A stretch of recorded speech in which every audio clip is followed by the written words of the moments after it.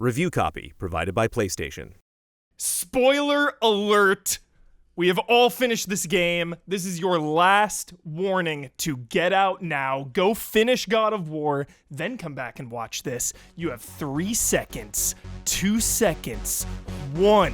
Spoilers are activated. And they are happening. Spoiler mode, final warning, spoiler mode, activated. We're joined by Cory Barlog. How are you feeling right now? Fucking fantastic. Today is a great day. I've been working at this day for years, so to actually be at a point where I don't really have to worry about the game anymore. Yes. It's out there, and it's being played by everybody. Yes. So it's amazing. Amazing day. Good. When you finish something that you spend so much of your life on, is the immediate feeling like, I just need to take a break, I'm going to go hit the beach? Or is it like, no, let's get going on the next game immediately? Yeah, I'm pale as a motherfucker, so I don't go to the beach. Okay. Sure. My immediate is actually, with this one, it's more like I get to go around, I want to talk to as many people as I can, but on May 15th, I'm going to disappear, man. I'm going to go into a cave, and I am going to be absent to the world for a couple of months and just get bored, right? Get back to the Play some games, time. maybe? Play a lot of games, man. Watch some I'm actually going to movies. finish some games. Yes. I'm going to binge watch the hell out of all the things that I've been missing. So, yeah, it's going to be amazing. It's going to be an entertainment overload. I think that's a really good psychological trick. Like, get so bored that you're like, yeah, maybe it is time to start working on it. Right. Trick myself into that again, yeah. So it's either going to be I get bored or my wife says, you guys get back to work. Yeah. We need to get some money. You need to go back to work. What's one game you're looking forward to play? I actually just started the first hour of Far Cry 5. Nice. And I was pretty damn blown away with what they did. Like, I was pretty surprised at that. The little nuggets of saying, like, oh, I heard this person was last seen at their cabin, but I haven't talked to him in a while. And then you just kind of investigate and go out. Like, Those are fun. Yeah. Awesome. That right there made me realize, like, okay, look, I don't like open world games because I don't like the homework that it assigns me right away, right? You open the map and you're just like, dude, this is high school all over again. But that game did not have any of that. It felt like I could organically explore the world, and I wish I had more time. So that one and Origins, I started both of those games, and I've got a good 2 hours, 3 hours into each one of them, but no time to play. I feel like those sort of not so great guitarists who can play like the first minute of every song. That's what I do. I play the first like hour of every game, and I never get to finish anything. So it's pretty soon I'm gonna finish a lot of stuff. May 15th. Yeah, unless it's a Switch game, and then I play them on the plane all the time. Yeah. So I've just been traveling and playing Switch games. All right, let's dive right into it. Jones had a crazy idea last night. We're going Harry Potter style. We're going to open at the close. Yeah. Nice. Unorthodox. I like it. This moment, the final reveal. Loki. Son We're of a diving- bitch, right? Everyone's like, Did you expect it? No. No one did. No? Not even anything. Were you expecting, oh, he's going to get revealed to be somebody? No. No? I had in the back of my mind, like, is Loki gonna show up? And I remember Huber had finished it, and I asked him, is Baldur Loki? And he's like, I'm not saying anything. And so my mind just kind of went wild with possibilities, but I was definitely not expecting it to be Atreus. Well, I think one of the things that really contributed to that point is we never see Odin. We do see Thor, but Kind not. of, yeah. You know, we're introduced to the concept of Thor, but we really don't. yeah. You know, we don't really. Instinctually, did all real of you taste. go home?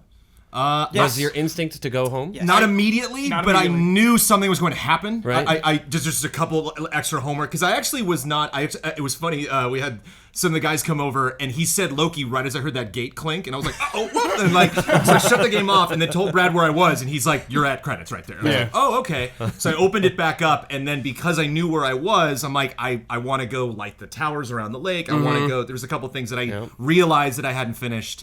And then when I saw it was a fast travel option, I was like, oh, I can just go there. Because that was always tricky for me. I kept having that question of like, can I go home right now? You know, it was like looking at the map. I'm like, how did I get here? I went that river and then... Yeah, Freya's not really happy with me right now, so maybe... I tried to do that, and one of the paths was blocked by, like, thorns or something or branches. I was like, Man, I went desire home. to go home. Yeah. I went home immediately. I was like, Kratos is going to bed. Like, he's earned it. Oh, after We're that going whole back. journey? Yeah. Yeah, I did the same thing, dude. I was like, I earned this rest right absolutely. Oh, I that's very much fantastic. felt that. See, that's we had a lot of discussions about that. I loved the idea of in the the dialogue, we talk about let's go home. But then we give you the assignment of like, hey, look, you can do whatever you want, right? Go and explore the world, find new things. Here are the things that are potentially there. But everyone's like, no, we got to give them like the marker and guide them straight back home. Like, no. That's what's so awesome is that half the people won't even think of it, right? And then you'll have that moment like I had when I was a kid when you go to school the next day and somebody goes, yeah, but did you go home? And then you're like, what? And then all you want to do is get home quickly so you can go home and you can be like, oh my God. Like that, those kinds of like classic gaming moments where you're not forced, but you got enough information where you're given that little indicator of something cool might happen. Yeah, and then of course when you do go home, you get a little epilogue, if you will. You finally do get to go to bed. Yeah. Right, yeah. And you feel the exhaustion on Kratos, which is amazing. He's like, oh. I Have felt they been that. awake this whole time? Right? Yeah. They've been awake and they haven't eaten that whole time. So you get the reveal, you go to sleep, and it's years later, and Thor shows up outside. And what I loved about this was Thor shows up, and he's been hyped up so much throughout this whole game game, about yeah. being just so powerful. So It's such a dick. Yeah. Really, that's the truth I of learned who he the was. Norse gods are all kind of dicks when I was playing this game. Like the true sort of poetic Eddas describe these guys as not very good people, right? Some of them are good, but a lot of them are not very nice. Tyr was good, right? Tyr was the good god. Everybody Yeah. loved that guy, right? He was the original god of war. So he was. It's interesting to play around with that character to determine how much he's going to be part of the world, and he was the world building backdrop for a lot of what we did. So. And I love that it's not just we're dealing a lot of times with Odin or Thor's dickishness directly. It is the dickishness that they've passed on to people that they have influence over, and then that's what you're directly dealing with. That's that theme of family that through every interaction, you are learning either a cautionary tale, like Kratos and Atreus, pay attention because you don't want to do this, or, hey, this is a good model. You should be looking at this. They're doing something that's decent, right? But Thor is not that guy. Not a good model, right? His kids are also not that great. So we see that, and it's years later, but then we come back to present day. Yeah. And just that little interaction with Atreus telling Kratos, like, hey, I saw something. I saw this. And I looked exactly the same years later. Well, I figured, it's It's a vision. Exactly. I worked hard to get you that armor. You better be in it in the cutscene. Yeah. And then, we're working our way back. We're talking about the themes of family and, that final encounter with Baldur, with Freya. Finally finding out that Freya is Baldur's mother. Yeah. The cause for And- his affliction, I guess. Yeah. And just that whole encounter was so emotional because Freya had your back for so long in this, and it really hit me hard of like family first. Yep. Like we can be friends, but once family gets involved, all bets are off. Yeah. And it's know that what like sort of unequivocal love that she has, which she's like, look, she's willing to die so that he can live, right? And it doesn't matter that what she did completely messed him up. She's not ready to process that, right? She's still dealing with the fact that Odin is a giant douche, right? And the things that he did to her, right? Because he's the psychological warrior, right? Odin is kind of this character that he's not about punching you in the face, right? He's about, the psychological manipulation of saying, we're going to get a divorce and I'm going to make your son choose me. Right? How messed up is that? Right? So that everybody has such weird tragedies going on in their life. And to me, I kind of always look at Freya as going into this origin story similar to Kratos's. So what you're experiencing in this game is the origins of this character that I see really growing throughout the genesis of this entire project. And it's a very interesting way because like what you were saying, that we went through a lot of crazy stuff in that final battle because so many people attached to Freya, loved working with Freya. She was such a great character. So to have that thing where it felt like she's an adversary and then kind of not understanding why she's making the choices that she is, that last line where Atreus says, I don't understand. Why would she let him kill her? That doesn't make any sense, right? And Kratos saying, it's her son. I would do the same for you. I want to talk about that because I thought Atreus was such a fascinating element of those scenes and of that entire conclusion.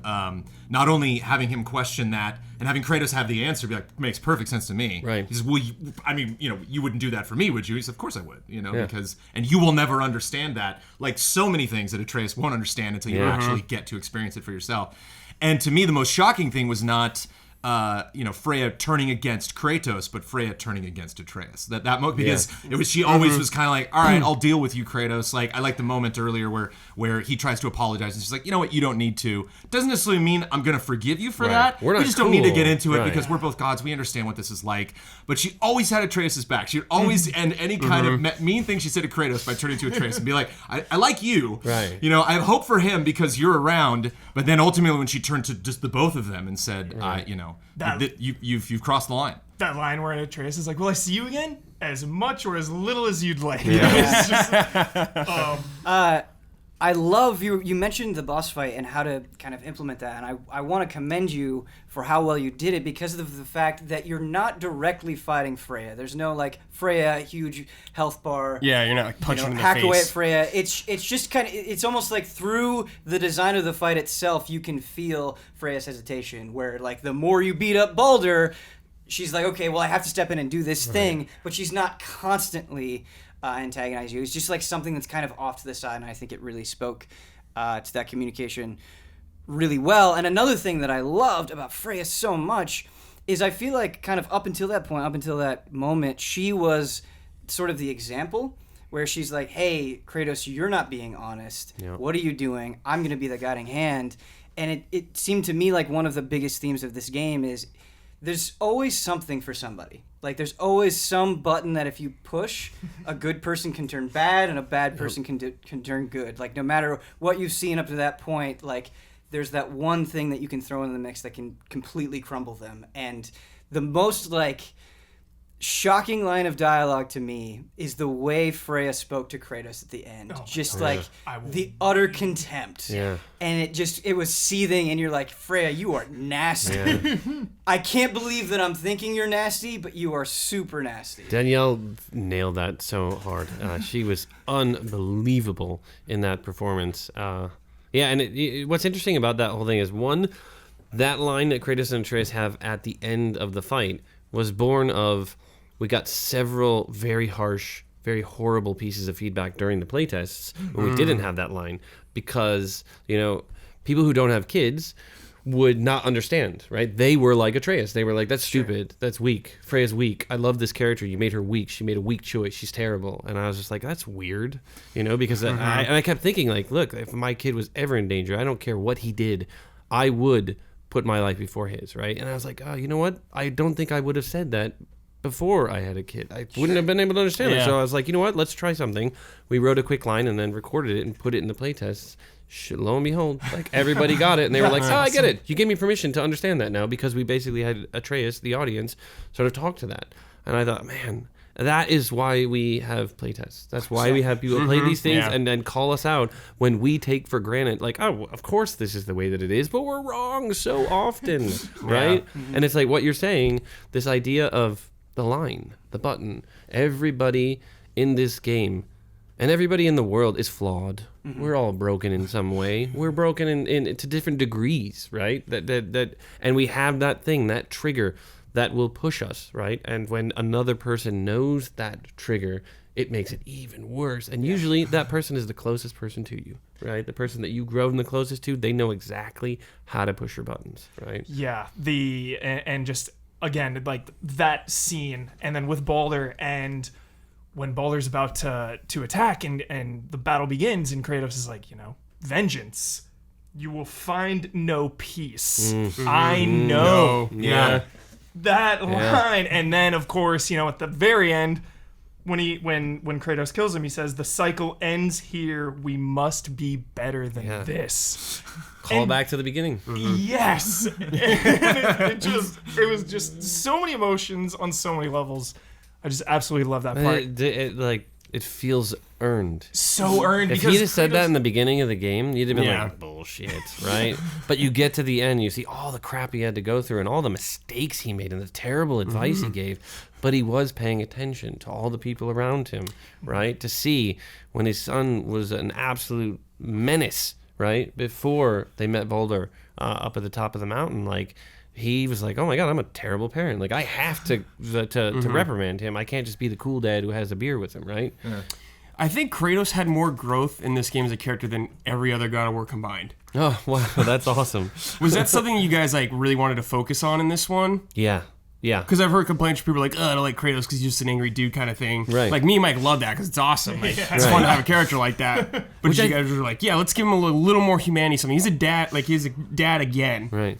But you appreciate the moments of that rage when you see that he's controlling it a little bit, right? Yeah. It's like the example I was using in the beginning of this was always the idea that we let him be the Hulk all the time, right? But the power of Ruffalo's line of saying the trick or the secret is, I'm angry all the time. There is so much just weight to that line when you realize the struggle that goes on inside of, the Hulk. And I think we were just leaning so far into rage and the unbridled sort of power fantasy, which is great. But man, as human beings, we connect and we appreciate so much more when there is that dynamic, when there is that sense of, it goes down to the blood. People say, oh, you lost your edge, there's not enough blood in the game. No, when there is blood in the game, it is way more fucked up, wasn't it? Yeah. Ripping those It Valkyrie felt wings so off. much stronger, right? That moment when you're with Baldur and you're doing like the little leg lock, right? You leg locks him and then goes into the choke, like that right there, so powerful because we didn't soak you in blood the whole time prior to that. You appreciated in that moment. I think it's just a testament to the fact that we're just old now, right? And we sort of have learned a little bit. For a very split second, I thought you said Mark Ruffalo had like voiced some Kratos lines. Like, I was like, all right, okay. I thought I did my homework on this, but I don't know. He would not return any of my emails. And what's remarkable, I think, is that I think you were the only person sitting at this desk right now that has children. None of us really have that raw emotional connection to this. But it was still deep. Yes, I have a dog child and a cat child. Right. But we have friends. I have a brother. I have I have people that I care for and that I love and that I would obviously do anything for. And so I thought what was fascinating was just how even though it was a father-son relationship, how many of these lessons were so fundamental. Yes. And I think what is so remarkable for me, which as someone who, it's one thing if you're making a 2-hour film, it's another if you're making this 20, 30, 40-hour journey, that it's not only how do we represent, obviously seeing Kratos hold back, seeing moments where you're like, oh, here he goes, and he doesn't. Yeah. Obviously, that's one tool that you can use to show his restraint, to show, how he's trying to be careful about these things. But it's not only that you implement that, but how many times? Can we overdo that? Yeah. And so I thought that you were very reserved in how you did those things. 2 moments that stand out are him, shooting at the deer and then missing, and he takes the bow away from him and kind of lunges at Atreus, and, all right, and steps back. Yeah. Baldur hitting him and just taking a breath and I'm not gonna, taking like 5 hits before he actually does something. Each of those moments I think was really impactful, and you didn't need to keep repeating that motion, going through those things again. My favorite emotion when I could just feel Kratos was when Atreus is sick and he's on the elevator going up to see Freya and he's holding him and he's just breathing and pacing and pacing and just breathing. And I wanted That so bad scene. for that to drag out the way that it did. I had a lot of back and forth with people that said, no, once he gets sick, let's just fast travel, let's just quickly get it over with. And I'm like, no, 20 minutes. We need 20 minutes to appreciate it because I want people to go like, oh, this is crazy, what's happening? And then they go and they get help, and then wait, is she talking about what I think she's talking about? And then you're in the boat, you're like, wait, am I going? Oh, I'm going back to the... No, I'm not going back to the blade. Oh my god. Let's go there. We're going there. We're doing There was it. like a series of text messages as I was on that boat going through that scene. I'm like, wait a minute, am I gonna get the thing that I think? And then I get there and I'm texting Huber, I'm like, oh my god, dude, the blades, they're right there. I took a break after I got the blades. I was like, Yeah, full context, Cory. Like I played God of War was the first game I ever reviewed at Game Trailers, our second review. Oh, wow. And played it to completion, loved it. Started God of War 2, just didn't make time for it because the PS2 was just this cavalcade of incredible games. I was just bouncing around so many different things. I didn't touch God of War 3, and I just experienced it through Hubert doing a full playthrough before the new one launched. So I don't really have that deeply of an emotional connection outside of just being impressed by the series as a whole. And I was bouncing up and down on the couch. I was screaming. I was alone in this room, just losing my mind. Not because of this attachment I necessarily had to it, but just how well it was done. Like when you see Athena for the first time, I was losing it. And speaking to bringing Atreus back to the witch. Having him unconscious in the boat is just gut wrenching. Having him just lying there. When you're so used to seeing him looking around, commenting on things, there was a scene that I really wanted in the game, and I think it's better that it didn't have it in. This is one of those. My instinct initially was perhaps to talk a little bit, but the idea of Kratos finally opening up to his son would only happen when his son could not hear it. So there was going to be this amazing scene where he basically just unloads, right? And talks about some of the shit that he's done, the horrible things, right? And I wrote a draft of it and a talk with the writers, and I think everybody had the same feeling of this would be cool, but I feel like it's too soon. Even though he's there and he's unconscious, it's still too soon. He's not ready to kind of give all this about. And I think I was just so attached to the idea that that's the only time he would be honest. Yeah. Is when he really has no audience, right? And we're the person peering in and hearing this sort of unloading honesty. But man, it turned out so much for the better that it's just silence, because then we all carry in our own thing. Like Atreus becomes our own sort of replacement of what am I identifying with here? What from my past is actually speaking to this, and that silence lets you fill in and replace with your own thing. That moment in the beginning when he kills his first person. Then he's up on the ledge and he's just slowly walking, and you physically have to engage. And there's so many moments like that where you physically have to engage. Even climbing, it's not just all right, mash up this wall. It's you have to look at it and climb. I love all that stuff. But that break, one of the writers had a great breakthrough on that final line too. So he had a couple of other lines of egging him on, but it was that reverse psychology line. Okay, kid, we'll go home. Yeah.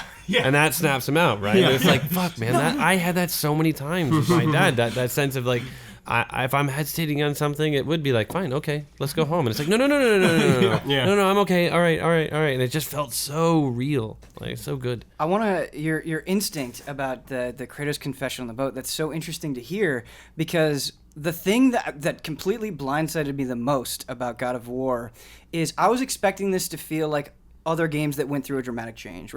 Not that this was a reboot, but it was a dramatic change than what we'd seen in God of War in the past. And I think I was just conditioned where it's okay, there are two Kratoses. We have the new Kratos that we're going to be experiencing now. We have the old Kratos, and they're distinct in my mind. Extended universe Kratos. Right, yeah. and that happens. It's almost so many creators are they try to go okay, we're going to make a clean start here. We're going to make new rules. Right. And that's not what happened in God of War so remarkably over and over again. It's no, this is about the past. We are not forgetting that stuff. Mm-hmm. We're not diminishing it. We're not talking down to it. We're valuing it, and we're finding new ways to take this thing and make it even better. And I think that's what was most remarkable. And when Kratos does finally unload on his son, and he tells him hey son, this is me, this is what happened, he does it in the most Kratos way. At that point in the story, I'd been with Kratos and Atreus a long time, and I was okay, at some point, he's going to just come clean. What is that scene going to look like? Is it going to be this long monologue? Is it going to be really sappy? But there's just this matter-of-fact, brutal, honest way that he does it, and it's just yes. Pay attention. That's the most Kratos way to do it, and I feel you didn't betray the character. I feel there were so many times you could have done that non-Kratos thing, but it's how do we funnel these new emotions through this established character? And I think that's so awesome. That's awesome. I mean, everybody worked really hard to get that, so that's great to hear. Yeah. But at the beginning, that was a sort of defining principle, was the great drama is going to come from the fact that this is a character who ran away from his sins, who denied them and who blamed other people for them. Mm-hmm. And this one we don't get any quarter. We don't get to pretend it didn't exist. We don't get to look away. We don't get to pretend that somebody else is responsible. We have to turn around and we have to fucking face it, right? Yeah. And I think that scene when he gets the blades is that, to me, the apex moment of this character to say, I get it. I'm a monster. Mm-hmm. But I'm not your monster anymore. Yeah, I am my own monster. You'll always be a monster, right? Yes. And it's like, don't deny it. Don't pretend it didn't exist. Don't pretend you're not a monster. You are a monster, but he is going to be his own monster, and that monster is eventually going to try to push towards being better. Mm-hmm. And it is his son that actually is the sort of driving force behind that. He's just not very good at saying that. Right? Was there strong impulses to not necessarily pull the wool over the eyes of the player, but like not only in the beginning storytelling of the game, but in the marketing and how you were announcing this and reintroducing this franchise to people, to be like, no, it's just Norse mythology. That's it. Right. There's nothing else. You got the axe and you're set. You should be happy with the axe. So good. Did you? Was that like part of the design document to like as much as we can kind of focus on this, that'll make it more rewarding when we do see Athena, we do get the blades, we do see Zeus, we do have these memories start coming back up. Yeah, absolutely. Like when we had the decision of like, all right, no cut camera, third person, player controlled, all of that said, all right, you're going to interact with this game differently, right? If we were to throw the camera in the way that it is now, and the first thing you had was the blades, your muscle memory would go right to square, triangle. Yep. And you'd be like, this game sucks. It doesn't feel very good because I have to keep bouncing back and forth between the camera control. So we knew, look, we have to have a new weapon to help define this new place, but also to kind of usher you in the right way. Mm-hmm. If you have everything that is foreign, you are more apt to accept, right? Except for, you see some people's comments before the game says, can I remap the controls to the original? And you totally can, but you'll have the same experience that most people had, which I think one of you talked about, where you did it for an hour, and then you went back. Right? That you put it to the classic controls, and then you went back. And that is exactly what happened in every playtest. That they would all request the classic controls, and we said, cool, we'll put them in.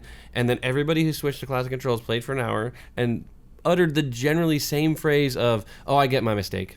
Right? And it's like... Oh, yeah. I mean, I think the new controls are way more superior, actually, for like feeling of the game and everything like that. I think it's, especially like with button movements, everything like that, it's easier to move around. I feel like more natural. It's hard to adjust to think about, like I'm doing melee on the shoulder buttons, but there is that kind of like point where you forget about it. You get really into the, all right, my thumb is always going to be over the analog controller, right? So this is the sort of natural rest position, right? Which this was the claw, they called it. The combat designers laugh at me all the time because this is how I play, right? And they're just like, oh my god, you play the claw style? I'm like, I don't understand what you're talking about, but sure. I'm just like, I want access to everything all at once. I don't want to do this, right? Like that doesn't, I just trip over myself. And then just having Atreus watch your back, the camera is so tight, but you need to rely on him to call it out. It was such a remarkable feeling, though, because you talk about getting used to the new controls and how good it feels.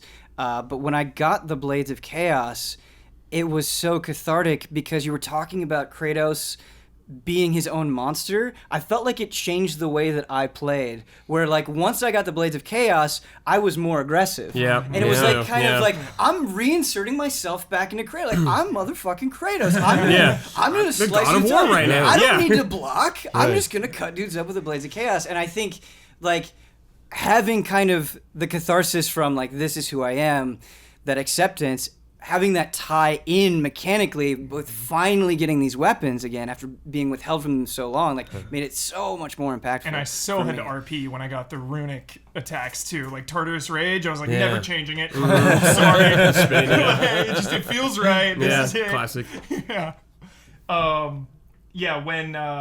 When you see Zeus in Helheim, I'm like, are we doing this right now? Are we going? Yeah, down I was like, is he back, dude? Are we going down this rabbit hole of like the first time? That was when you went the first time to get the heart? When you get the heart. Yeah. And I just loved Mimir's comment. He says, "Your father was Zeus."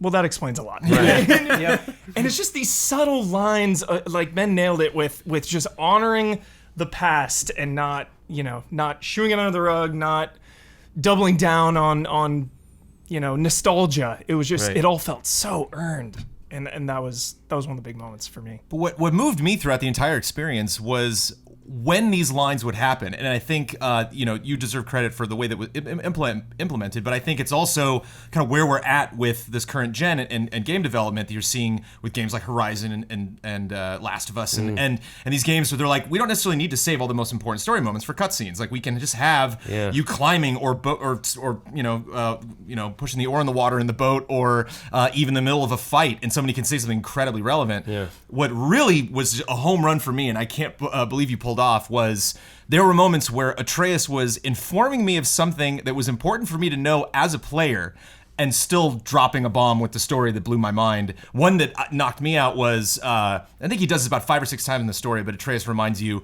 we can just goof off right now. Like, we don't have to move on to the next story beat. Right, yeah. We can just, play around. And it's right after you tell him he's a god and you get back out into the lake. And he said, we can do whatever we want. We're gods. Right. And I was like, thank you, game designers, for letting me know I don't have to do the next story beat, and also calm down, kid. And so that was just so impressive to me. Those moments of him saying something and me being like, "There's gameplay is happening right now, and story is happening right now, and not only are they both, working well together, but they need each other in this moment." And that was just very impressive. I also felt like it was working on multiple levels because it's like I feel bad. Like moving on because I haven't seen anything, but I'm also letting down my son who just wants to go on an adventure. Like you always feel guilty in a game when you just kind of crit path it because you're like, oh, maybe I'm missing something really cool, but it's like, no, like he's so excited, he doesn't get to do this ever. Yeah. We went back and forth on that thing a lot too because it initially started out with our exploration team wanting us to drive the player out to exploration. They're like, look, nobody's exploring it, and I kind of had this battle with people a lot throughout the development of. I wanted all the exploration to be purely driven by the player's curiosity. Like 100%, that if we would guide you through the story and if you said, what's over there, you would be rewarded with, there's an entire level over here that we didn't say you have to go. And we were trying to find that delicate balance of, okay, nothing meant we playtested a lot and nobody did anything. And I was like, oh, that's interesting. Like people's curiosity is not there. And it's because they've been conditioned, I think, throughout gaming that when you're getting driven there, if you have no other distractions that are obvious, right, you're not going to go towards that. So we were finding that balance of, okay, what is the right way for Atreus to tell you it's okay to do both of these things. It's okay to go on the critical path, but it's also okay to go explore. And I mean, there were times where the line we chose was, okay, well, he said the mom wanted to do this, and there's no way I wasn't going to do that because you're forcing me to do this, right? And I was like, oh, forcing. Interesting. So the way we wrote the line made you feel like you were forced to do it, and finding that right way to do it, I think it's great to hear because it was a long time trying to figure that out. So it's nice to know that it worked. I think the natural teasing that hit me the hardest is I finished God of War last week, and then today, before the spoiler mode, I was like, okay, I'm going to go check out some things that I missed. And having finished the game, I'm going through, and Mimir's telling me all this crazy stuff about the world that I hadn't heard before. I'm like, wait, how deep does this go? Like, if I play for another 10 hours, are they just going to keep talking? There's a lot of Mimir stories. Yeah, right. And so that thing made it feel so alive, and it's like, oh, this isn't over. These people still exist. They're still in this world. Maybe if I keep going, like the Death Stranding baby's going to show up. Right. I don't know. What's going to happen? Norman Reedus is going to pop out of the water. Right. And like, how do you know where to end, or how is that system working? I mean, could I think I'm the worst person to ask, how do you know where to end? I'm terrible at ending things. It just keeps going. The end game with like Evaldi's temple or Evaldi's workshop. Yes. And just going through that and the way that ties into the other, like Muspelheim. Sorry if I pronounce these. Muspelheim. Yes. Muspelheim. And just like getting the upgrade materials there to use on the armor, because the Valkyries are so difficult. Yeah. But again, it's just that exploration that you want to do, because as a gamer, it's like, all right, I want to beat some awesome hard bosses and get the rewards, but I also want to free these Valkyries because there's something sinister going on. Yeah. Oh, I love when you find. I'm just making an assumption here because I haven't killed any one of those because they're really hard. But you have the ring of the chairs. Do they return to them in some way? Like when you kill one Valkyrie, it's like their chair light up. Yeah, no, that's why we're here, baby. That's spoiler. You beat them all, and then you place them all there, and then one portal opens up, and the Queen of the Valkyries comes. Couldn't beat it. I'm a casual. Could not beat her. If I was to just kill one Valkyrie, I would like see evidence of that in that spot. Yeah, like maybe that. You'd be able to take the helmet back. That's kind of the hint that I got. And but I love when you first get there, Kratos is like, "There's nothing here. Let's leave. Like there's literally no point for us to be here."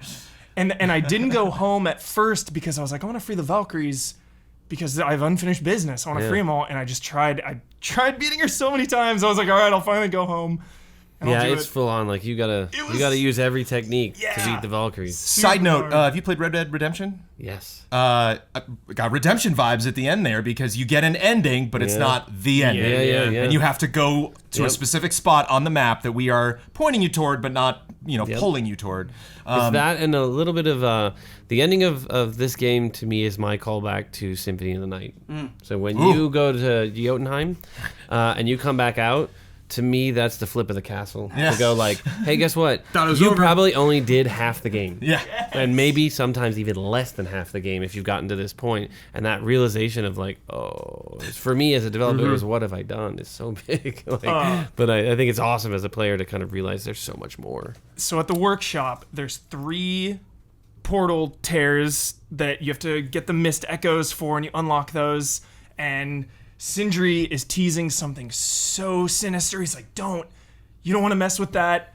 And for the longest time, I honestly thought a Cyclops from the original God of War was going to pop out. I was like, we're dealing with portals here. Like, is something insane? Because he kept saying, oh, there's monsters up there. That didn't happen, of course, but just that whole end game was so great because it was like, you beat the game, but you still have so much more to do. You mentioned the flip of the castle, and a feeling that I had that I thought was a very good feeling. A negative feeling interpreted in a positive way is I get out and they're talking about Ragnarok, and you see the environment change, and everybody's talking about it, and then you have the Thor thing, you have the tease, and it's like, there's so much coming. There's so much that they're directly referencing. I just want more right now. Like, I want to go experience that right now. And so when you're making this story, how do you know, like, okay, this is what we're going to tease, this is what we're going to accomplish in this game? Like, where does that divide come in? There's the initial sort of stakes in the ground that, to me, the end of this game is always the beginning of Fimbulwinter. The sort of long winter that precedes Ragnarok. And this was this kind of, nobody in the sort of Aesir pantheon believed Ragnarok was supposed to come now. In fact, nobody in any of the Norse gods' realms believed that Ragnarok should happen now, right? Time was kind of messed up for all of them. So Kratos' interaction, this is like the big concept of this game, that every other game, like every other God of War game, Kratos goes out to do something bad and inadvertently does something good, right? He releases hope to mankind. He removes predestination, right? The Sisters of Fate, right? He kind of destroys a very controlling polytheistic set of gods and frees mankind from this control, right? But he's always out doing something super selfish and just totally dickish, right? Yeah. And it's like now he's going out to do something good, and of course, no good deed, right? Like he's going out to do something, and he inadvertently begins, the sort of countdown to the end of the world, right? Yes. So it's like when you come back, it's snowing all the time. I love how excited Mimir is for Ragnarok. Every time he brings it, he's like, "Oh, it's gonna be great." When you realize that Faye kind of was pulling the strings from she made you set out on this journey because you would get to Jotunheim and find the mural. How deep do you think her control was? I mean, she set all of this in motion. Well, I guess, the biggest part for me was the mural of Loki spitting out the serpent. And that, and it's just, there's so much to come.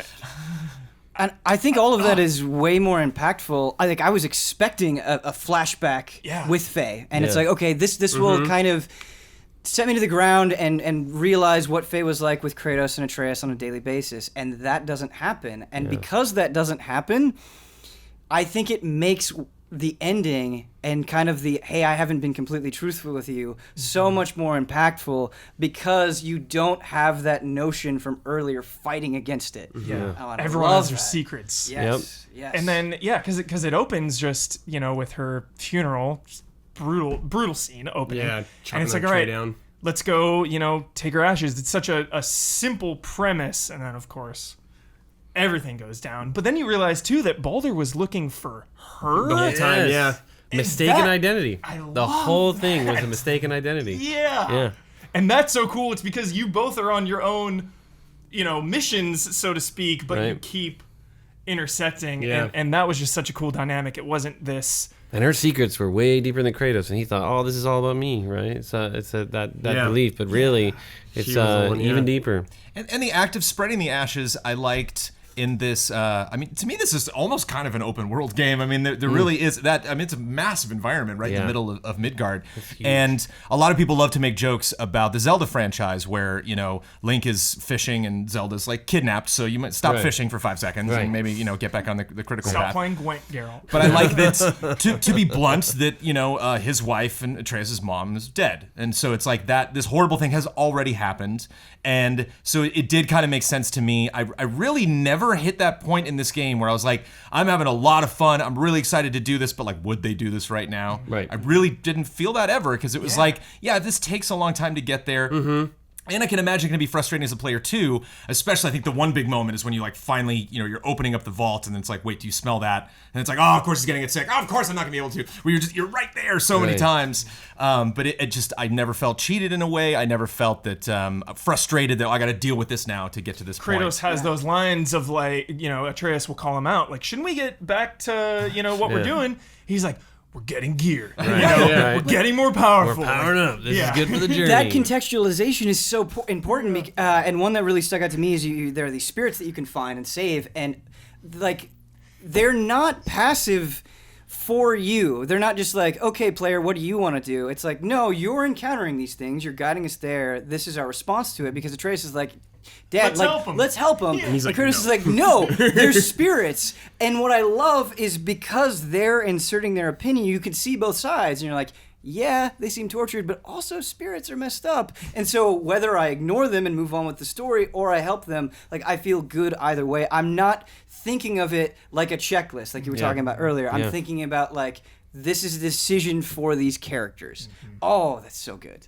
Yeah. So good. Do you want me to spoil something for you? Yes. This is all about spoilers? Yes. All right, so in video games, say like in all video games really, we have a technique of communicating with the audience by changing the color or the material on certain objects to indicate this is where you need to go, i.e., bad examples would be perfect dark with the arrows on the ground. Mm-hmm. Good examples would be like yellow piping or like white paint or something like that, right? Mm-hmm. So it's called visual language in the developer parlance, right? So the visual language in this game was placed by Faye. The entire journey has visual language throughout the entire game. The palm print. So that our sort of design way to communicate with the audience was rationalized at the end, in that Faye was so powerful that she walked the path that you walked well before. There's actually things written, several things written throughout the journey that are in yellow. She also wrote those things. So that right there, to me, she is the most sort of powerful character within in my mind, sort of like the entire story, right? Because of how much she orchestrated all of this, right? And sort of answering what you're saying is that we have a tendency when taking on something that is difficult emotionally to stall, right? We don't want to deal with it. Sometimes as human beings, we want to push back against it because it's going to be hard. Whether it's physically or emotionally hard, we push back on that. And the tree selection right from the beginning was her way of saying, I know you, Kratos, and I know you're going to stall, and I'm going to force you out on the road, right? But even that same thing is on the road, the distractions will come, and sometimes it's Atreus that wants to be distracted, sometimes it's Kratos who wants to be distracted, and that is that natural ebb and flow of the emotional journey being difficult. And each one of them at select points wanting to say, I don't really want to deal with this right now. Maybe we'll just go off and do that and we can forget a little bit, not because we have any less respect for Mother, but maybe we want to forget just for a moment what really happened, right? Now that we're talking about her, there's, one of the most powerful scenes in the game for me was the purifying the light of Alfheim, and Kratos stepping inside and kind of going on this spirit walk, whatever you want to call it, and being drawn to her, and she's there. He sees her, and then he gets ripped out, and Atreus is surrounded by Dark Elf corpses and just raging. And you were gone. You left me. Again. Holy! Yeah. And I think that is one of the biggest turning points for their relationship early on, and that kind of that Atreus gets so angry at that part. There's a lot of friction during that whole level. That really kind of, they have it out. They have that definitely out throughout the whole level. Yeah, and he's so impatient. Atreus is so impatient at that part. That was a moment where I was actually a little bit worried about the story because I was like, I've been teaching Atreus to use this bow, but I'm not sure I can buy him taking on all of these dudes. This doesn't seem right, and it worked. I love. Were you trying to make players question at that point, like how believable it was that Atreus could defend himself in that moment? That one, he was so angry that we were going to distract you a little bit simply with when he pulls you out. Like, Kratos is mad that he got pulled up, and then Atreus is in his face and unrelenting. Right.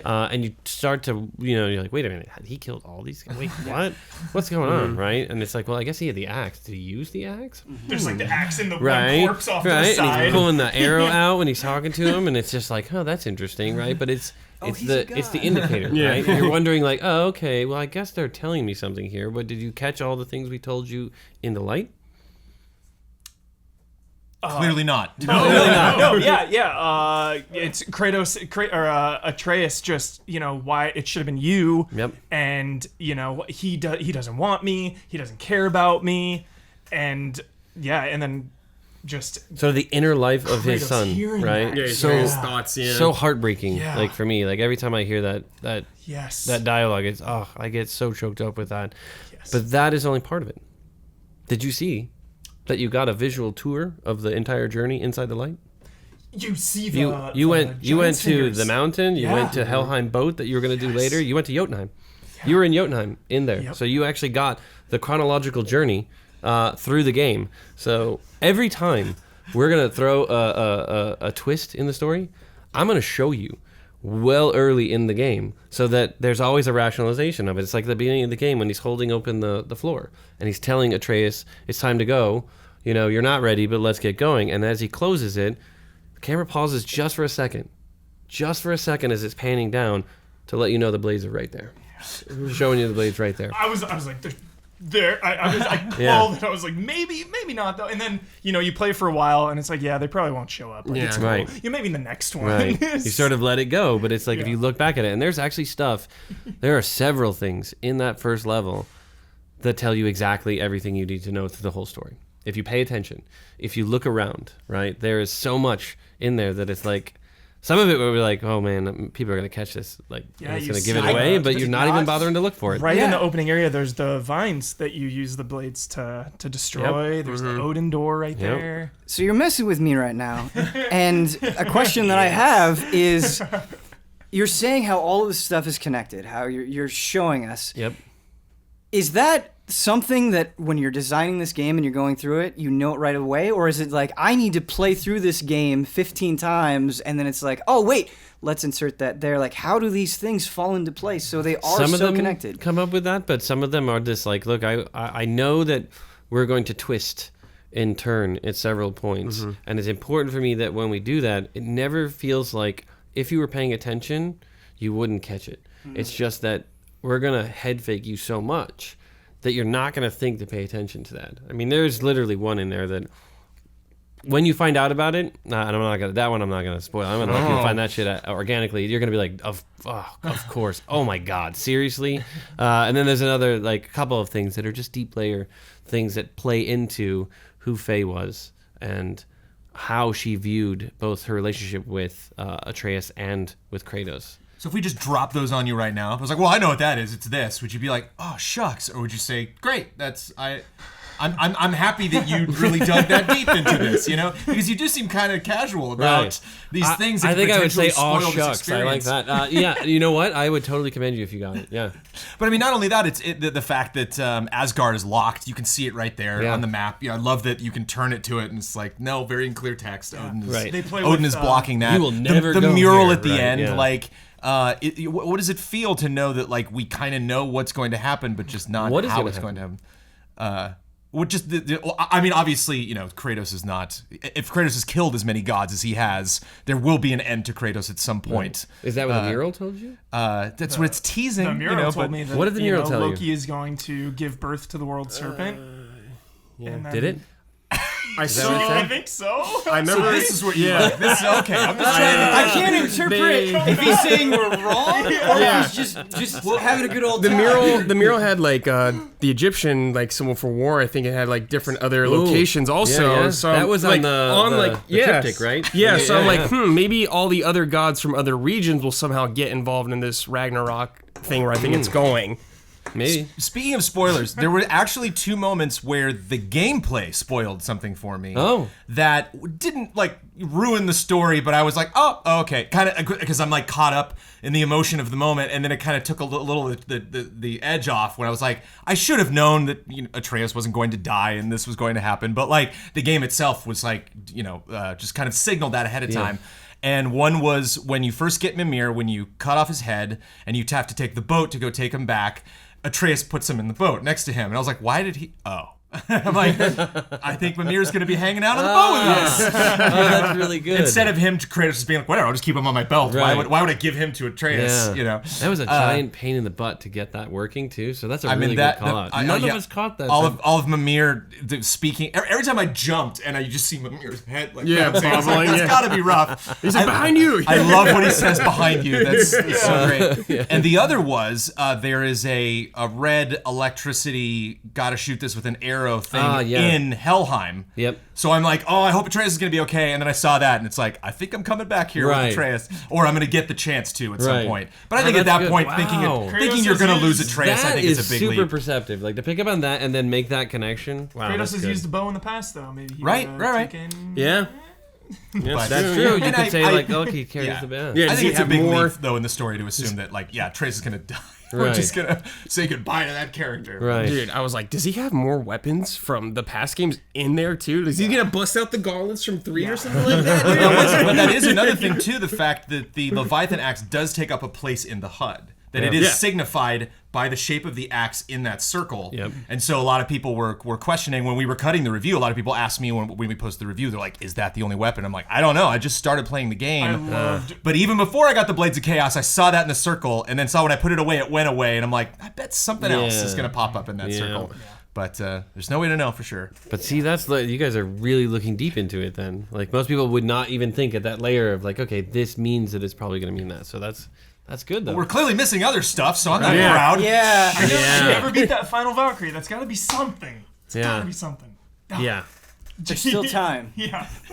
I do want to talk about a really, really awesome boss fight with the dragon. The mountain baby. First dragon. This scene. Jeez. Okay, so you're in this giant elevator and you're going up, and the dragon comes out, and just the way it's like clawing on the elevator and like biting, and then it flies away.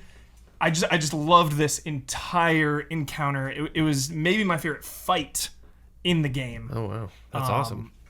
I just loved it. I just wanted to bring it up. Yeah. Yeah, like some of the encounters I thought were really interesting designed, especially like where a wow moment for me when I was playing like in the combat scenarios I was thinking about a lot is when there's the dragon chained up the first time you see it, and you're fighting dudes and he's like doing the electricity kind of thing. And I was like, this is an interesting way to switch up the gameplay, because I feel like you guys did that a lot instead of it kind of like in the older games. It was like, hey man, this door is kind of locked until you kill all these guys. You guys had some sort of other obstacle there, like there's the room with the spikes going, everything. You had to keep throwing the axe to keep it from crushing everyone. Yep. It's like, the ceiling coming down. Yeah. And dragons, like when we first started talking about those, I was like, I want an enemy that you don't fight, right? Yeah. That it's like, hey, you're actually going to do something good, right? But in typical fashion, who knows what that's going to manifest as, right? Especially These in are God the of War, things that it's like, hey, you're going to go through and you're going to free these 3 dragons. They're very specific dragons. Yeah. And maybe later in the future of these games, they might come back. And will you regret that you did that? I don't know, man. That's what's so cool about it, is that you place all these things and who knows what's going to come back. Maybe my favorite adrenaline rush, other than the blades and other than holding R2 with the Leviathan axe. Yes. Favorite move of all time, by the way, is just holding R2 with the axe. Feels good. Feels When Atreus grabs a guy. so And you're like, And it's extremely useful. yeah, I just love it. Yeah, that The cleave. nailed it. The adrenaline rush, though, when Baldur, you meet on top where Mimir was, and Baldur takes Atreus Bye. and then jumps, and you land on this dragon, and you're fighting on the dragon, and then you end up going to Helheim, and you're going through the portal, and you're fighting him in midair. This entire Big Trouble in Little China style, man. Such an influence. I kept describing it to people as Big Trouble in Little China fighting scene, and they're just like, seriously? We're going to do that? I'm like, yes. Yes. That whole scene just it absolutely blew my mind because it was so much story and emotion and just adrenaline happening while being in control of Kratos still, you know? And I love that it set up the this scene to come up later on, because then later on it didn't have to explain it, and it let that whole scene breathe.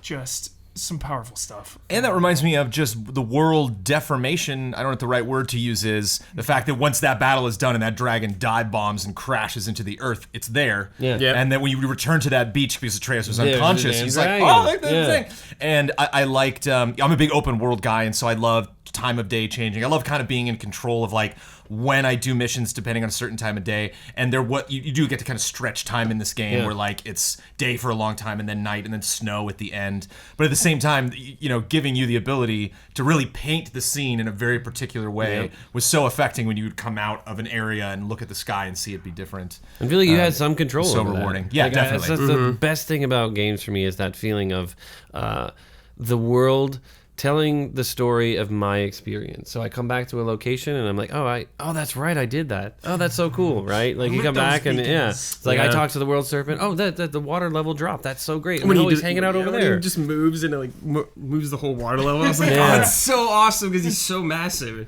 Going in his mouth was so cool. Yeah, Yeah, just the monstro moment. Yeah. It was Yeah. neat showing the game to a friend at the point where I was, because I like went back in the area and I'm like, oh, and this is the middle of Midgard, and I turned the camera, I'm like, there's my friend, the world serpent. Right. He's like, whoa.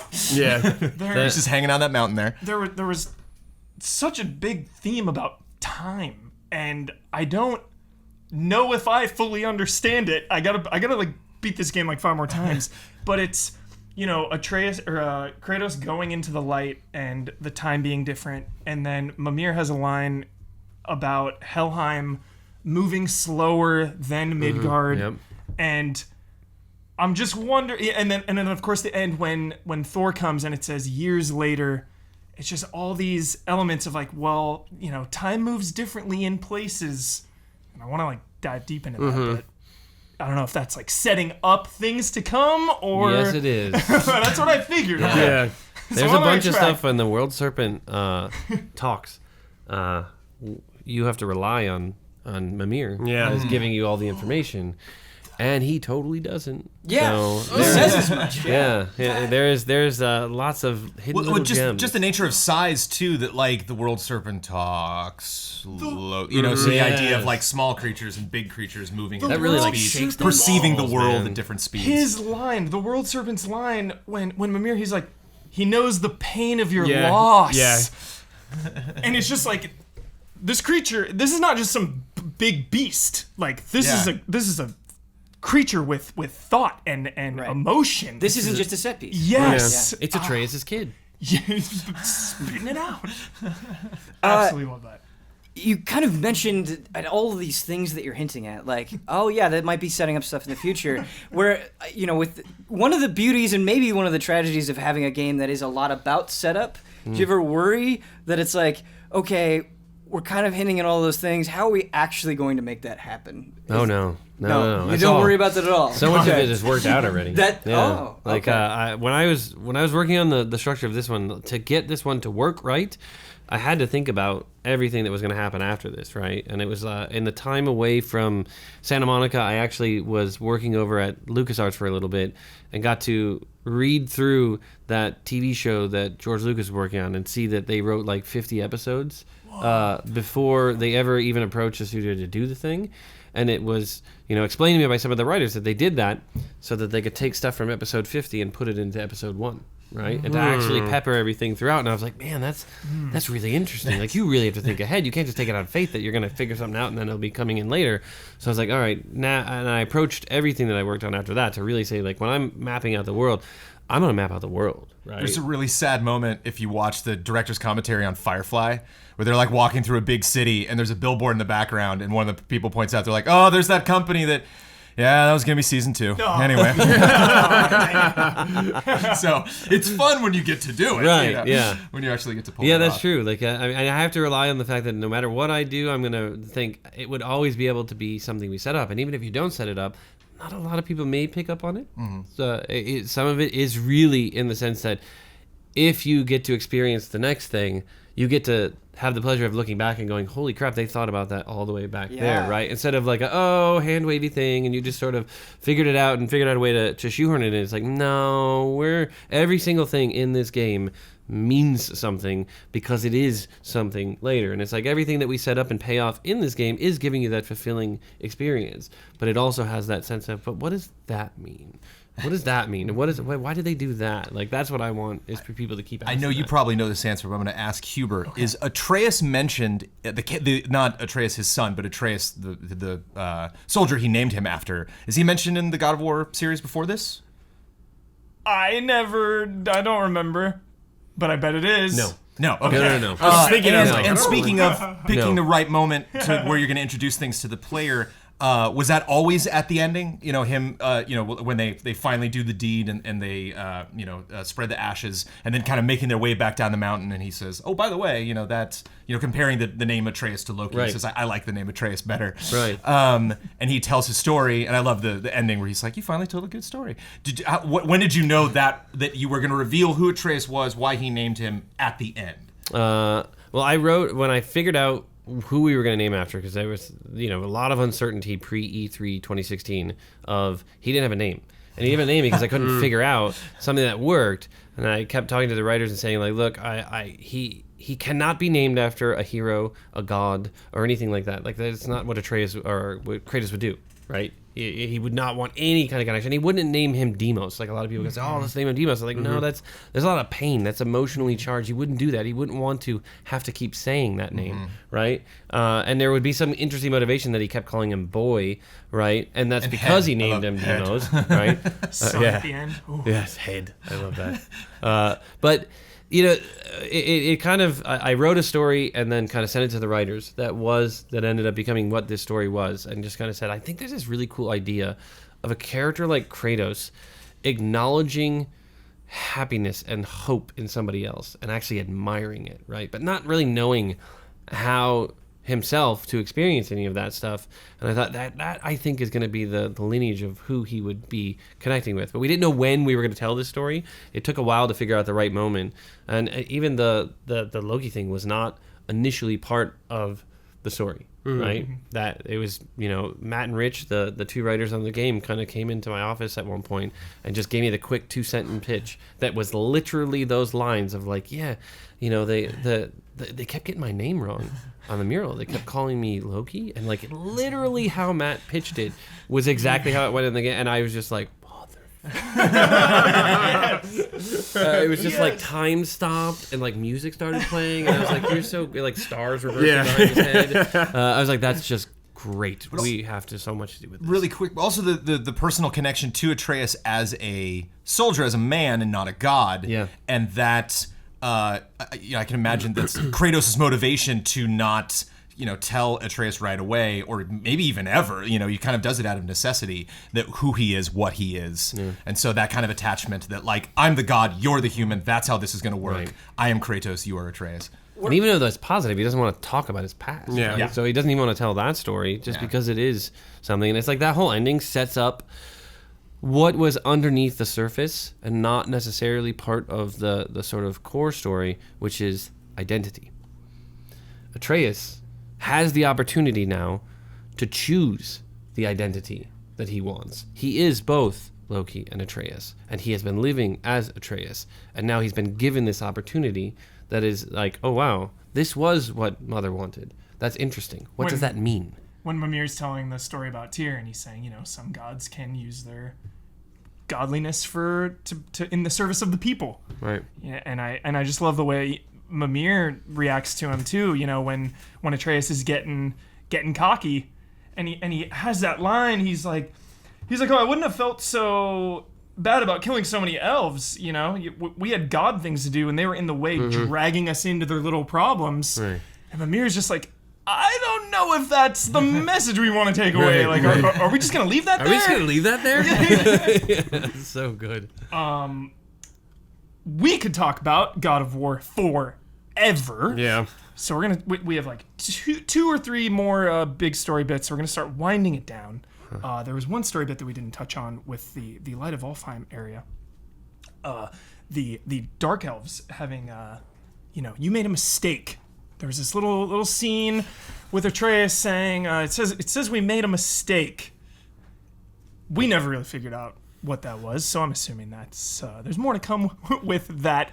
But I'm not like probing for future spoilers. Right. It's just planting the seeds to flesh out the world. You know, even if there wasn't a sequel, just planting those seeds to kind of build the world and give it more layers and more mystery. And there's a little bit of the deliberate vagueness to kind of make it seem like, what did we do wrong, right? Yeah. And there was more story. That level was so much bigger and so much more that was going on in there, and we just had to keep paring it down.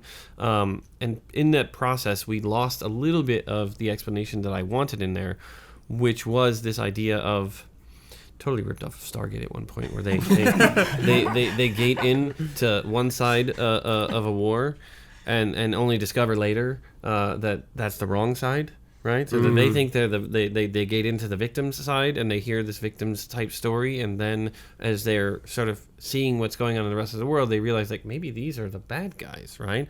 And this one was more of an exploration of the concept of everybody's side has some kind of justification, right? It is a matter of perspective, and then it is also that sense of Kratos not wanting to get involved in anybody else's business because he really doesn't know what anybody else's business is. War is conquest or survival, I believe he says something to that effect. And it's like there's always, that part of war that everyone is fighting for something specific, and it's like the Light of Alfheim was this. Does it belong to anybody? That's the question. That is the larger thing. Is that does it belong to the Light Elves? Does it belong to the Dark Elves?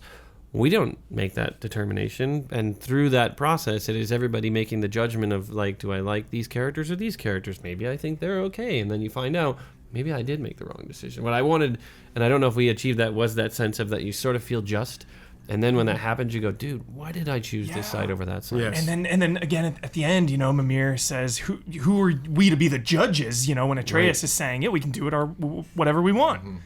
So good. I was definitely a little suspicious when you open up the door and all of these non-speaking, which I think was also important to that story, that you never really get their side. Yeah. It's not just like they're speaking a language you don't understand. They're just kind of glowing and floating around, and they all just kind of drift past you. And the camera definitely focuses on the happiness of Atreus. He's like, this is great. And I'm like, probably not. If he's that happy, I don't know. And there's an idea with Atreus that he is empathetic, but he also can... he can feel or intuit, he can hear sort of the thoughts of these other characters, right? Which is great because Kratos is just terrible with communicating with people. So the son's power clearly is, I can understand people better and sort of feel the pain that they're going through. Introduced when he first meets fucking Gratitude and is able to understand, like, oh, she's afraid of the thing in the trees over there. This was he goes to this place and he's overwhelmed with people asking for help, right? That's the voices he's hearing. But he doesn't know, you can't process which side was asking for help, or were they both asking for help? Were they both basically wanting him to pick their side? And because he's still young, he doesn't understand how to use any things, he is unable to process this in the right way, and it's really overwhelming, right? He's a little embarrassed, doesn't want to tell his dad about it. It was neat from that perspective, because you usually, the protagonist is the one who gets the voices, and then you have these secondary characters that are all looking at them like they're nuts. Right. And so it was fun to just have him be like, huh? And you're like, huh, what? What are you talking about? Like, the first question Atreus asks when he finds out he's a god, can I turn you into an animal? Yeah. This is so awesome. I think that'll come into play later. That's what I feel like. What kind of animal did he ask to turn into? It's like not a raven. Was it a raven or a crow? Well, because it's super relevant. oh. A wolf? A wolf. And what character is that like associated with? Loki. Just telling you even then. Dang it. Those, see if I was Dang it! Yeah, All the time. I thought I knew about I think that's the was first there. ability he gets too. Is the wolf. Is the Yep. spirit wolves? Yep. Yeah. Spirit Wolf is awesome. Have you got Ratatoskr? Which one? Ratatoskr, the summon? Oh, it was there was squirrel. The squirrel. Oh, I love the squirrel. Yeah. Yeah, Troy Baker. The squirrel is my end game. I didn't use the squirrel to the very end, and Yeah. now I'm like, I want It's a to. survival technique for the Valkyries, man. Yeah. That thing is awesome. But it's Troy Baker. That's so so good. Wow. Right. Yeah, Troy he Baker was- completely put off that you're summoning him every time. Learn to block, right? Yeah, and then just some supporting characters we haven't mentioned yet. Sindri and Brock. Yes. Mm-hmm. Oh, thank you. Everyone loves him. Gosh. How can you not? Their constant bickering about, what each of them has done to your axe. Like, you let him touch this. Right. Like, oh, let me fix this. Just the way that's paced out. And, Atreus always trying to kind of bridge that gap and try to get them back on the same page. It was a bright light and a hopeful story amidst, the darkness, if you will. Not to sound all poetic, but, every time they showed up, it was... But it's interesting because that story was born in darkness, right? It's modeled after, the sort of Oppenheimer, Niels Bohr concept of Project Trinity, right? They created the worst weapon in humanity. Yeah. They altered the balance of power for all humanity forever, right? And that is Mjolnir. Yeah. Mjolnir is the atomic bomb of that world, and Leviathan was their attempt to try to balance the scales, right? And they're lighthearted, they're humorous, and they poke at each other, but really they hate themselves for what they did, and they want to keep doing what Kratos did his whole life, blame the other person, right? And they're giving Kratos and Atreus this opportunity to learn from that. And how they knew Faye, too, and we learned little bits Yeah. about her through them, Yeah. I thought was so great. They're a- wonderful. There's a question that's been eating at me since I finished the game. And listening to you talk, it makes me even more curious because it seems like you have this huge roadmap of everything you want to do. You know what's going to happen with these characters. You know where they're going to go. But from our perspective, from the audience perspective, I don't know exactly what Thor is going to look like. I don't know what he's going to sound like. But because there's this space, I don't know when the sequel is coming. Right, like I'm kind of just filling him in my mind. Yeah. It's sort of like you read the book and then 10 years later you see the movie Yep. kind of adaptation. There's not going to be that much time, but is there any concern at all that now that we have this buildup and there's going to be some distance between when we actually kind of show your hand there, that there might be a disconnect where it's like, oh man, I didn't expect Atreus to go this way, or I didn't expect Thor to sound like that. Is that a concern for you? It's always a concern, I think, when you have any distance between each story.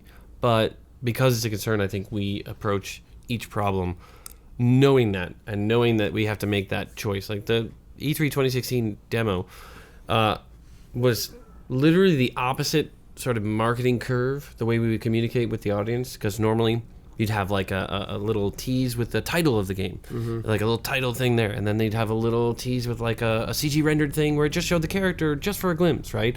And then you'd show a little bit of an extended gameplay trailer and then full gameplay, right? Right. And we just flipped that because we needed to get out and communicate with people immediately. We needed to get all of the message out. So we needed 9 minutes of uninterrupted gameplay so everybody would see, okay, this is what's happening. They can judge it, they can freak out, they can do whatever they're going to do, but they're not speculating, right? They're seeing everything. And then they can speculate about all the other stuff. And I think it's a similar thing when you take on that, okay, who these characters are going to be might not be exactly who you imagine. So perhaps the first time you're going to see them, it's going to be a very strong sort of showing to ensure, right? It's that moment at the beginning of Iron Man 2, right? Where Don Cheadle comes up and just says, I'm here, deal with it, move on, right? And it's that line in the moment, but also a little nod to the audience that says, let's get over it, let's move on, let's not talk about this the whole movie, right? And I think it's that same thing. It's like finding the right way to kind of introduce people. Who would you put as Thor? Who's in your mind?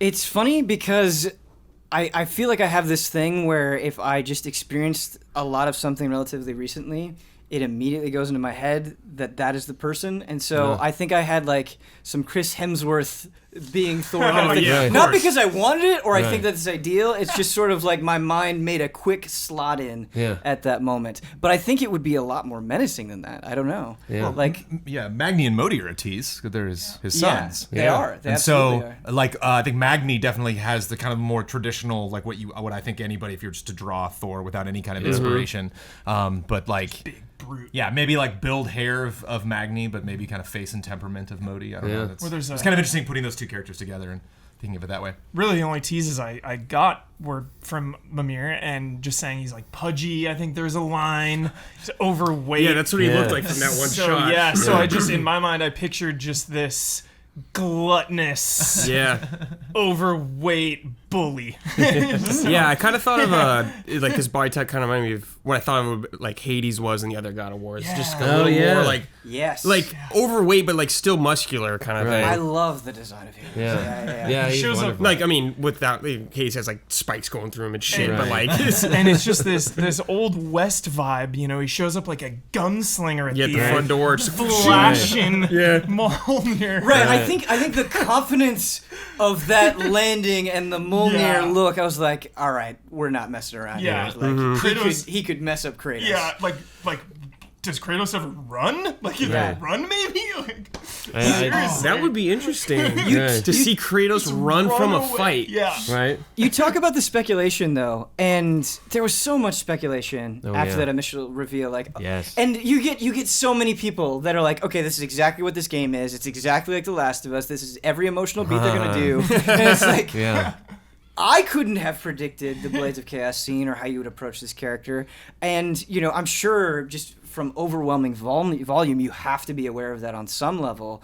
Like, how do you steel yourself, like, not wanting to pivot to all of the speculation and staying true and knowing that, like, no, we're doing the right thing. Like, we let's stick to our vision. Yeah, that honestly is a question at the core of being a director, I think. Like that, and it's years of being beat up that gets you to that point. Because I think God of War 2 was harder.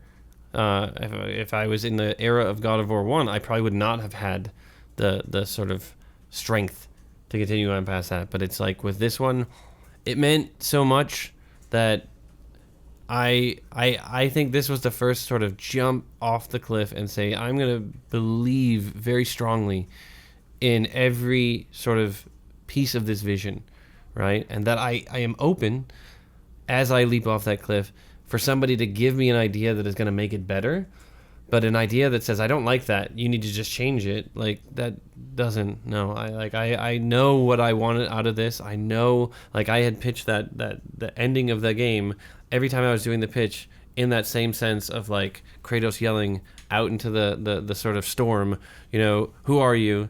And then just the response is just a fur to flick over, and all you see is a glint on a hammer, and you're just like, right? And I it's was like, scared. yes, right? So it's like, I knew we had something with that, but, you know, when we put E3 2016 out, it was a lot of hashtag not my God of War, you know? Yeah. A lot of, like, this is just The Last of Us, and it's like, it bummed me out that people would use that pejoratively, because Last of Us is utterly brilliant.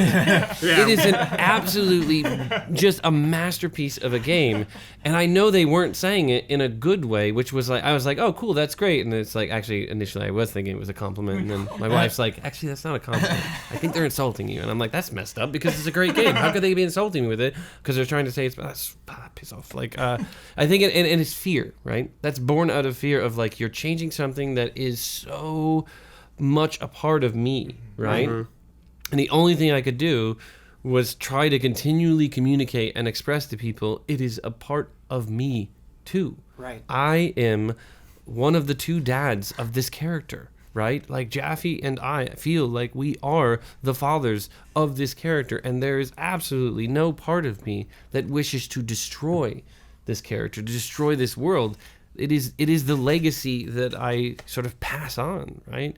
But it's hard, because I think until you get your hands on the controller, like it's still doubt, man. Yeah. And we were talking like crazy amounts of doubt. If you follow Reset Era, this little forum, I don't know if anybody knows about that thing, but like they are so passionate on that forum that every little bit sort of sways this dynamic discussion, right? So then when things are going really good, it's like, oh, this is awesome, everybody's behind it. And then we have maybe like the leaked video that first came out a few weeks ago, the first sort of raw feed, and that got everybody really worried, right? And I was like, oh, that's weird. Why is everybody very worried? And it's just they were picking up on one part. I was like, oh, okay, I guess that. But then they see, oh no, there's some more stuff. They hear the commentary from the people who are actually playing it, and they're like, oh no, okay, good. Whew, it's not bad.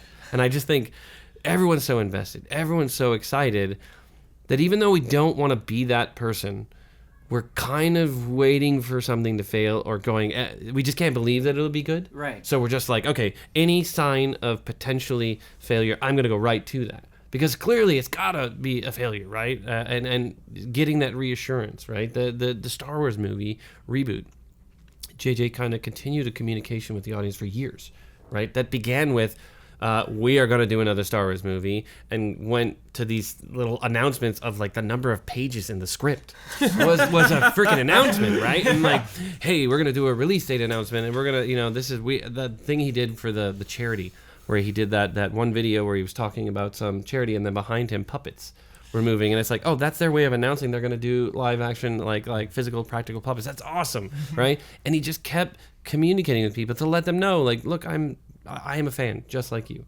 right? And for me, I wanted to do that as much as possible, to keep communicating with people, let them know, like, we care so much about this. Like, we could screw it up, most certainly, right? Mm-hmm. But we would not destroy it with intent. Right? I felt the passion, But the entire time. in a way, though, hearing you say that is so fascinating, because for me personally, I think the doubt was an essential part of it.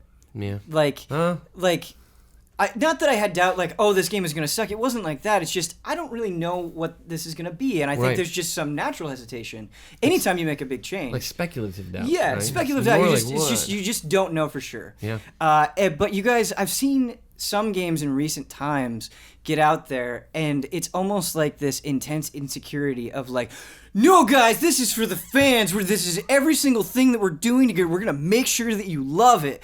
And it wasn't that kind of advertising. It was, here's what it is, and just go along with the ride. And so when I did have those moments, when I did have those lines of dialogue, it meant so much more to me, because the doubt melted away, just like it melted away for Kratos in the game. And like, sometimes it just feels good to have a game that you do doubt. Like, you don't want everything to be beaten into you all the time. And I feel like you trusted the audience that, like, they'll get it. We don't need to beat it into their heads. They'll eventually get it. Their doubt makes us work harder, too. Yeah. I mean, that's good. It keeps us honest. Like, to me, I go on Reset all the time, because it keeps me sort of honest to say, like, oh, wow, people are worried about this. That's interesting. I never have thought about that, right? I wish somebody would have been worried about subtitle size on Reset, because nobody commented on that in any of our playtests. Like, we've never got a comment, and then it was just, like, people talking about it. I was like, oh, that's, okay, I can see that. I don't have a fair comparison, because I have a projection screen at home, so my screen is very large, right? So I'm just like, oh, the subtitles are fine for me, but I'm not a very good sample size. Right. So yeah, I think that the doubt in a certain amount feeds us to be better. Look at that, tying it back to the game. Well, it's interesting you brought up. I did have right? episode 7 in my head, and I'm like, I don't know if I want to bring Star Wars into this conversation. We're kind of bouncing all over the place. But I think a lot of people that, Dad of War was another thing that came up. We're just like, oh, I don't want to deal with this kid. And I think there's, a lot of teenagers, a lot of, people in their 20s that are just like, don't have kids, don't care about kids, don't want kids in my games. Just, I just don't want to deal with this. No kids in my game. But I saw a lot of comments from people when episode 7 was over. They're like, I'm sad. I didn't want to feel sad at the end of like this Star Wars movie. Like, I wanted to like, rejoice in like the return of this story. Right. And a lot of people were defending it by saying, if you follow any story for long enough, it's not gonna get better necessarily. Right. It's not gonna necessarily get to a point where it's just always sunshine and rainbows. Right. And it's like, if you want us to return to this character, if you want us to explore new things with Kratos, we have to bring in other characters that are important to him. We have to, just any time it would come up where he's like, oh, have you killed gods before? Like, oh, did you have a family before? You're like, how do I even begin to explain this? and it wouldn't have had an impact unless you put him in that precarious situation, and it would have had an impact if he hadn't had this story leading up to it where none of that was dealt with, where it was completely different subject matter, and so that's why I think it's such a it's this game for me was impactful emotionally because you messed with it, because you upturned a lot of these things that were traditional in a sense, and not in a way to enrage people, but to show people like there's so much more to be done with this. This is the way you continue the story, not just rehash. Totally got the vibe of going from the older Resident Evil games to Resident Evil 4 with this game. Yes, that's like the leap I felt. No more umbrella. Yeah. Honestly, like that was a huge influence. Like that King came out while we were in the middle of 2, I think in the beginning of 2. And you know, it was so formative, I think, for me, as seeing, wow, these guys can really mess with it. And then while we were making this game, 7 came out, and I kept looking at it's like the Resident Evil franchise is like the Beastie Boys of games, man. It's like every freaking album. It's like a punk album. It's a techno album. Like they're all over the place, and they're so brave, right? And I think it is a great example for every creative out there to see that, you know, even if it seems like people are not gonna support it, I think a lot of people want to take that leap with you, right? They're scared and they're gonna speak up about it because that's all they can do. And I don't mean that in a negative way. I mean it's like that's their communication. That is their voice, and we listen to that voice. But sometimes that voice has to, okay, you gotta trust us, right? Yeah. Like you gotta trust us, and maybe sometimes we haven't earned that trust. I hope at this point that we have earned that trust, so that when we try to take any risks in the future, people will be like, all right. But, you know, I mean, it's the same with the team. Like, E3 2016, I had many people coming to me the weeks before saying, we're messing this franchise up. You're screwing this up. You are destroying the legacy, and hey, man, I don't think people are going to like it, right? And it's just that little bit of doubt, a little bit of fear. Right. They mean nothing negative by it. When they're saying it, they're scared because this thing we've been working on for a while is finally going to go out to the public. We're dumb enough to play it live to an orchestra, right? And it's just like so many things combining. Everyone's worried. And then it goes well. And all those people who had that doubt come to me and say, oh, no, you know what? Okay, it was really good. Everything worked out. 2 weeks later, same sort of fears, right? Because it's human nature, right? The unknown is absolutely scary. And making games is a constant feeling around in the dark for a freaking light switch, man. Every day we have no clue what the hell we're doing, right? And yet people give us money to do it. Again, we could sit here forever, but we're gonna have to wrap it up. So I want to end it with everyone's, including yours, Cory, favorite parts of the game. Starting with Ben Moore, putting you on the spot. Ben Moore, what was your favorite part? This is easy. The Blades of Chaos. That was an incredible moment. I can't imagine experiencing anything this year, like a single moment that will hit me harder than that. There's been a lot of, that was really cool scenes in video games, but I felt like I had to text Michael Huber. I had to scream. I had to You got a Slack message for me. This hit me. You too, yeah. When I This knew would about be it so- and you guys didn't, I was just like, yeah, it's good. That's a good game. I wish I could have that energy forever. Like the energy of, I can't believe this is happening. I need to share it with somebody. So easily that. Oh my God, that's awesome. Yeah. Brandon Jones. The same, but just to expand upon it again, I mentioned like jumping up and down when Athena was in the boat, and going into Helheim, and not only having the blades, having that impact, just the raw elemental joy of fighting ice with fire, but not having him, you know, going to climb up a wall and not having him jump. Oh, and aces for having. I think there was one time I saw him vanish, where I went to go activate something and I saw Atreus teleport behind me. But like all the moments when he gets grabbed, when you like have to take that target in the corner so you can have the guy grab you, and then see him from across the room getting grabbed by the other guy. Like anyway, you just organically with gameplay set up, like you're gonna be facing this direction so you won't see him, run over to where you are. But just having him by my side this entire time, and just this rush that I was feeling, like I gotta get in, gotta get this stuff, and then get back out. Ending with Zeus as well, just that whole area. I was just grinning from ear to ear, freaking out. Cory Barlog, what was your favorite part to play? Oh wow, play, because I was gonna go with there are several moments that get me. Like I've played this game many times over. But there's a part at the end of the game that was not in the original script, that was added from a moment that I had, that when they're standing, spreading the ashes, there was a moment of silence, right? And that moment of silence was sort of learned from I was trying to talk too much in the previous moments, so this one's going to be the one where they're going to be quiet, and I thought it was so clever. And then my son, for the first time, said that he loved me without being prompted, right? And that moment it was fucking transcendent for me, that I was just so inspired, and I was like, oh my God, that's what's missing.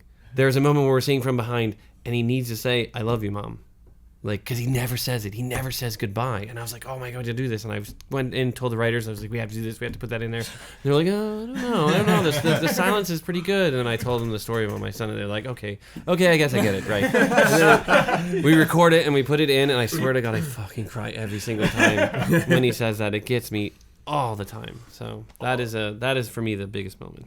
That's amazing. I feel like that was so touching that now retroactively that is my favorite part. It never would have been before. Yeah. I was gonna say too, when Kratos lets him hold the ashes too. It's Yes. Oh, that is so good. Oh, The whole time, can I hold it? Many moments. The only footage I ever saw of this game was the E3 2016 thing. So when I got to the lake and I realized it was kind of like you can just kind of explore, I was like, holy shit. I was like, I thought this was going to be like your more traditional God of War, going through little areas and whatever. Then when I realized, like, this game is huge.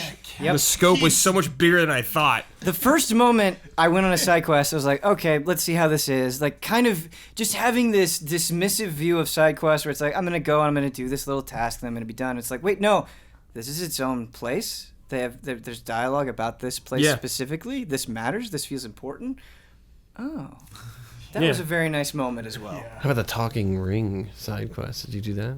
No. Yes, I did that, yeah. From the that was really good. That's payoff, I too, love dude. that. There's Go more through. to see. Yeah. There's more to see. Oh, it's really good. You're going to love that one. Oh, dude, sorry. When you read the ogre, too, for the first time, where you were controlling him just like the old, I was like, oh, yes! The first one that comes in and Kratos is just like,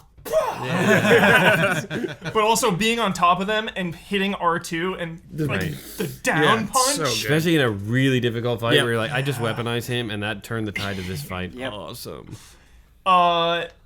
Doing my first charged R2 attack with the Leviathan axe. And getting the kill with it, too. And getting the kill, like chopping them Like in half. and then also realizing when they're on the ground and you do it, you can cut them in half that way, and you like kick the rest of it. I never thought I'd love something more than Bloodborne's Kirkhammer or Doom's shotgun. Oh, wow. But I think the Leviathan axe. And as an editor, working on a review, having no context for the game, and then receiving just this boatload of footage, and then going through it all, it's always really fascinating for me. I can feel the joy. Like I can just by watching the gameplay, it's like I can feel him. Discovering all these things. Let me try it on him. Oh, I missed. Let me try it again. It's throwing great. it and just catching it back has And got to be puzzles one too. of the most. Just the doors. Yeah. Like, oh, that felt good. Just knocking that door open. Puzzles really scare me in video games. Yeah. I get Me too. I get so nervous. I get stuck. I get frustrated if I'm on it for too long. And God of War is the franchise. And speaking of Resident Evil and God of War are the franchises that are just have the perfect puzzles in terms of difficulty. I always have to kind of survey it, pause, figure it out for a second. Oh, that doesn't really work. Okay, that works. And I just love that. It just feels so good.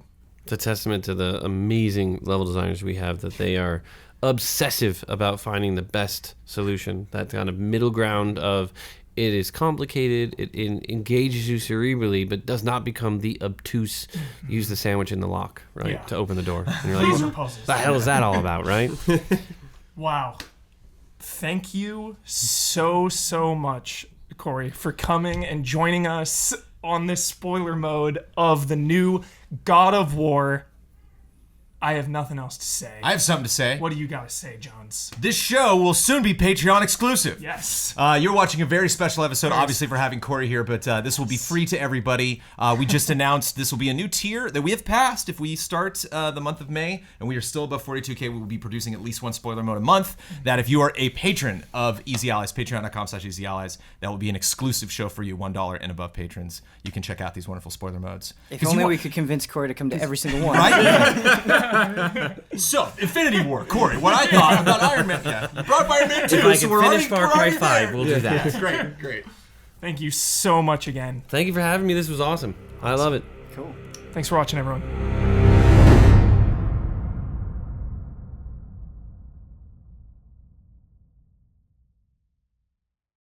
Review copy provided by PlayStation.